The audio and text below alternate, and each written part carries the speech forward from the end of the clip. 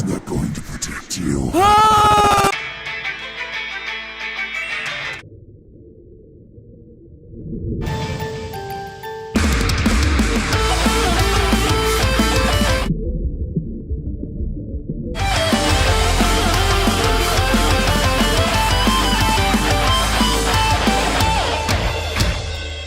Hello, Internet! Welcome to Game Theory, the show that usually tries to encourage you to look at the world with both your mind and your eyes wide open. But not today, because I'm talking about Close Your Eyes. Hands down the scariest, or if not the scariest, the most WTF indie game I've played in 2018. Now, I've suffered through a lot of scary horror games that make you want to close your eyes, but this is actually the first one I've played where closing your eyes is an actual game mechanic. In fact, the first thing that you see when loading the game is an orientation welcoming you to the View Laboratory in the year 2057, teaching you how to blink. You learn to blink, you learn to walk, and then this happens.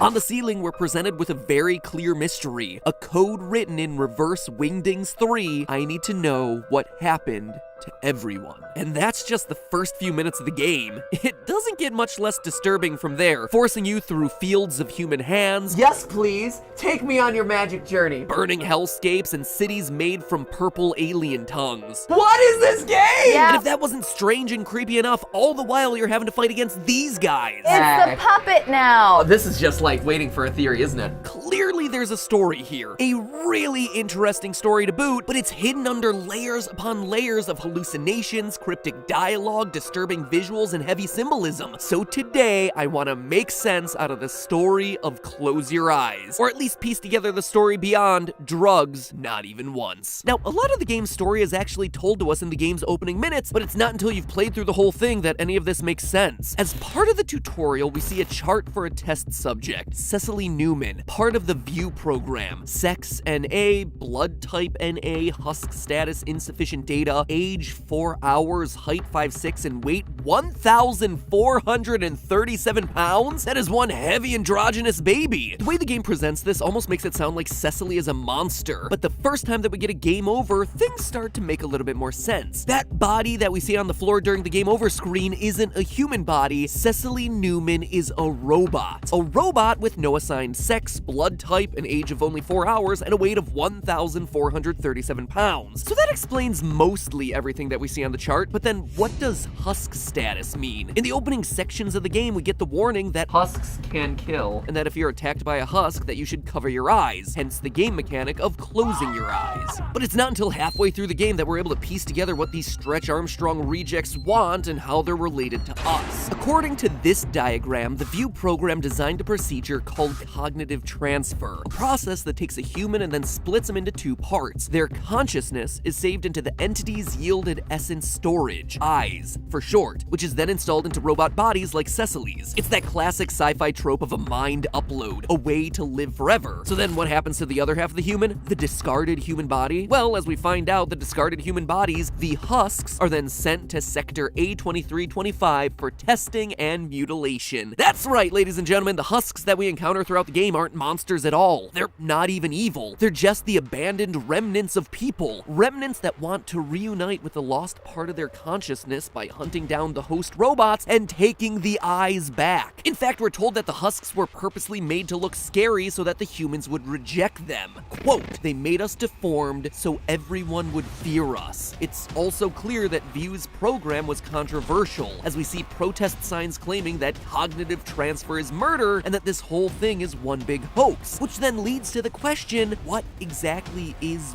View? Is it a mega corporation? Is it a secret government program? The game doesn't really tell us directly, but we do get hints. We find out that View stands for Vitality and Identity Extraction for WWV. WWV, like what? World War V? It may seem ridiculous, but that's what it appears to be. Remember, the game is set in the year 2057, and in one of the 4 possible endings of the game, the Husk ending, you attempt to free the Husks from the View facility, but as soon as you throw the gates open, you're met with this apocalyptic wasteland, a world that's been ravaged by war. That might be part of the reason View wanted to develop a cognitive transfer program to begin with. If you can take your country's people and implant their consciousnesses inside robot bodies with no need for food or water, it would be possible for people to hide underground indefinitely to wait out the nuclear fallout. Now, there's still one major character in this story that I haven't talked about, that dress-wearing robot that you see at the start of the game. I'm gonna call her the Witch. While the cognitive transfer program seems to separate human test subjects into two groups, the mutilated husks and the host robots, the Witch seems to straddle a line between both those groups. She has a robotic body, and yet she seems to speak as one of the husks, or at least speaks for them. Like when she says, They made us deformed. So everyone would fear us.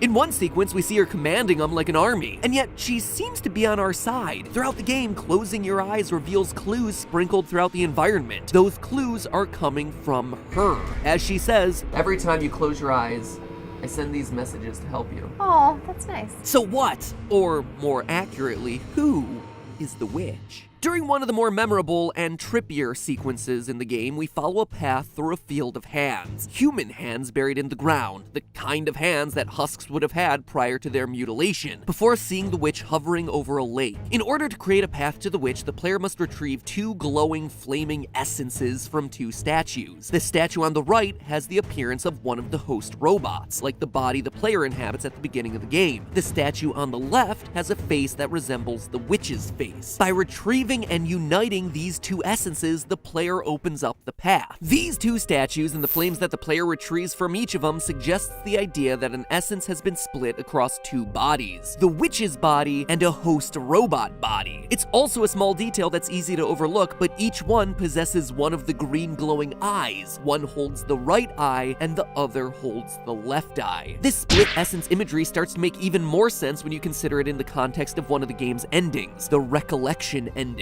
In this ending, as the facility is on the verge of exploding, the player comes across the Witch, trapped underneath some falling debris. By choosing this ending, you choose to give the Witch your eyes. We can actually confirm that this is what's happening because we briefly catch a glimpse of an abandoned husk near the Witch. At this point in the game, we've been captured by a husk and our eyes have been stolen. By giving the Witch our eyes, the player implants their consciousness into her. We, as the Witch, then choose to end our life by jumping into the abyss to escape the exploding view facility. The game ends with the uplifting message of, you opened your eyes. What's interesting is that this ending is called the recollection ending. Recollection suggests the idea of being reunited with your old memories, not discovering something new. So what is being recalled through this ending? Well, it's simply the fact that you are the Witch. Or to be more accurate, that you're carrying part of the Witch's consciousness. That's why the subtitle to this ending is, You Opened Your Eyes. You remembered who you once were. Cecily Newman is the true identity of the Witch. This is further supported by a lot of easy to overlook details throughout the rest of the game. First, we know that the Witch has two eyes.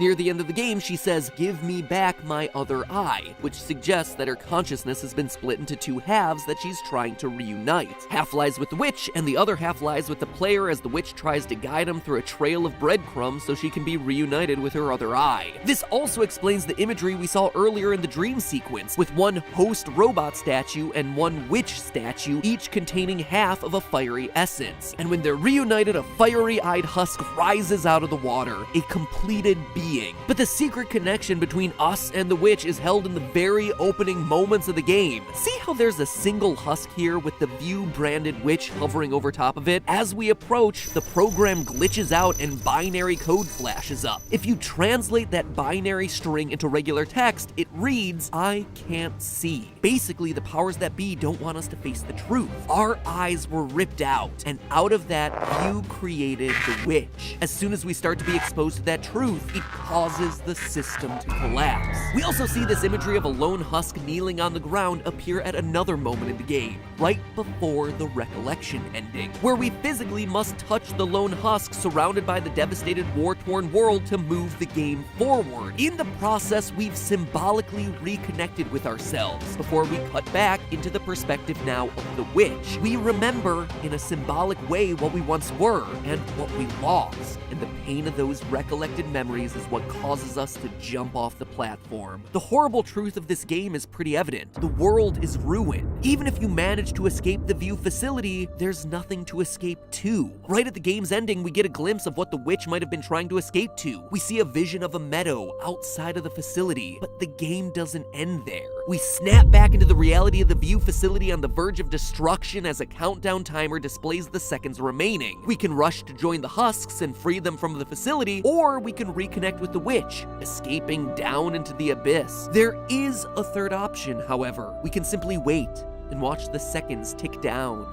until at last the facility explodes, killing everyone, the husks, the witch, and us. The game calls this the best ending. Everyone closed their eyes. It seems like a grim note to end on, but in a way, it seems like it might truly be the best ending. The husks are able to find release in death rather than having their eyes open to the terrifying reality of a ruined apocalyptic world. Cecily the witch is able to rest forever, not having to recollect the painful memories of her own creation, and the player can rest, knowing that the horrors of the view facility have all been completely destroyed. Normally, we think about opening our eyes as a good thing. We want to seek knowledge and understanding. We want to be enlightened about the world around us. We want to know the truth. And the game starts itself with a very clear mystery, that code on the ceiling saying, I need to know what happened to everyone. However, in Close Your Eyes, the best ending is the one in which everyone keeps their eyes closed. As the adage goes, ignorance is bliss. And while it's not an adage I often agree with, when it comes to a hopeless situation in a permanently ruined world, perhaps it is truly best to remain in the dark, blind to the misery and horrors that exist outside. Perhaps the best thing you can do in those sorts of situations is exactly what the game's title tells you. Close your eyes. And that